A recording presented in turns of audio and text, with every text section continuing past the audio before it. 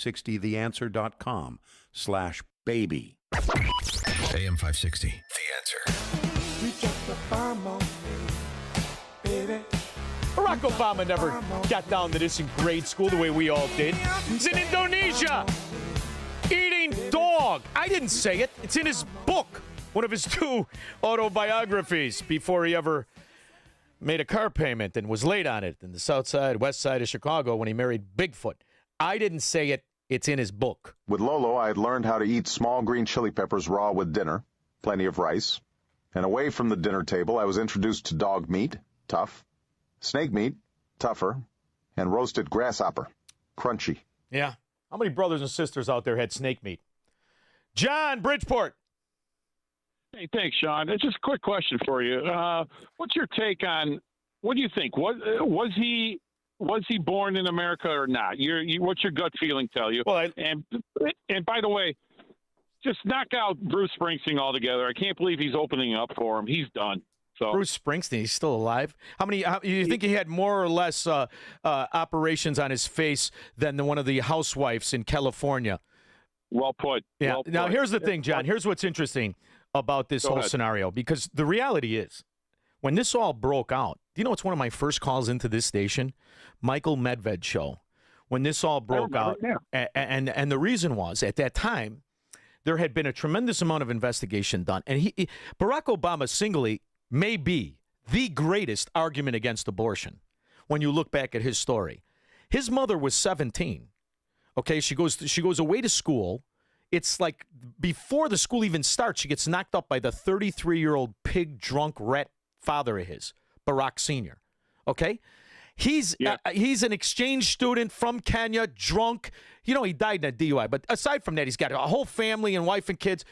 So now it's 1961. You know what's going on in America in 1961? Now, her father and grandfather are like the guys who started the banking in Hawaii. So she's the heiress to the banking, the only bank, by the way, in Hawaii.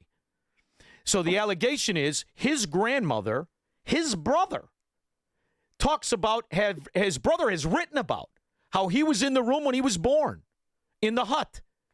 So if you're asking me, what do I believe? Here, let's start with this. What does he say? And I'll take the opposite. Like he said he was going to lower our insurance premiums $2,500. I'll take the opposite. This son of a gun couldn't tell the truth. If his life depended on it, you're hanging him off of the Sears Tower by his feet. Tell the truth or I'll drop you. He's just his instinct to lie. He can't fight. The dog, before he ate it, had to bark. The bird had to fly. The cricket had to hop. He'll eat it anyway. You know why? He didn't grow up in America, John. Thank you very much. Kim, Mount Prospect. Where's Kim? Did I hit her? Kim. Shaun. Yeah. Yeah. Can you hear me? Now I can. You sound lovely. Okay. First of all, he's not only the first black president, he's the first black gay president. His father is really Frank Marshall Davis, who was the biggest communist threat to America, so they couldn't let that be known. I think his father, listen, his father's Barack Obama. And the issue is what Frank Marshall Davis played in the role of his life. That, too, is a very, very interesting story because he's on the run because he's hunted from the FBI for being a communist in Chirac, in Chicago, right. The Defender and the rest of it. So he's on the lam. He goes to Hawaii where, let me tell you something, it'll make Andy Griffith's show look You're like... talking about Frank Marshall Davis. Yes, but he's not his father. Davis. He's not his father. The mother was a kid. The mother's 17. The mother gets knocked up as she's sent away from home the first time. And I'm telling you, Frank Marshall Davis was the only guy that his grandfather, Barack's grandfather, knew. And he knew him from the banking business and where he used to hang out. And he brought Barack to meet him. It's a very interesting story, but I don't buy that.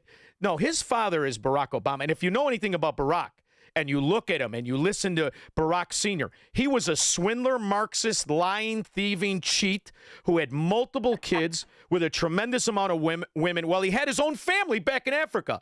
And he died by killing somebody in another DUI. He had been in tremendous DUIs and accidents. He was a real piece of garbage. So, listen, I believe he's raised in Hawaii. He's raised by a very, very rich, connected grandfather. The only bank in Hawaii. So There's a lot of connections that the grandfather had that spawned his life. For instance, his mother's husband, who raised him. Barry Soetoro is what he grew up with. His stepfather, Lolo Soetoro, the second richest man in Indonesia, staged a coup and was backed by the CIA. That's how he became an oil man, the same way George Bush Sr. did. That's where he got his introduction into the American underbelly of our government that gives us the illusion of a republic and really runs it. He's handpicked. Handpicked. And that other stuff, I'm not going to bet against him being side saddled. You ever see him walking on the beach with Reggie Love Squirrel?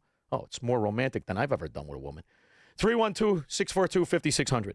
It's a man, baby. He's Shaun Thompson. Hello, Mr. Thompson.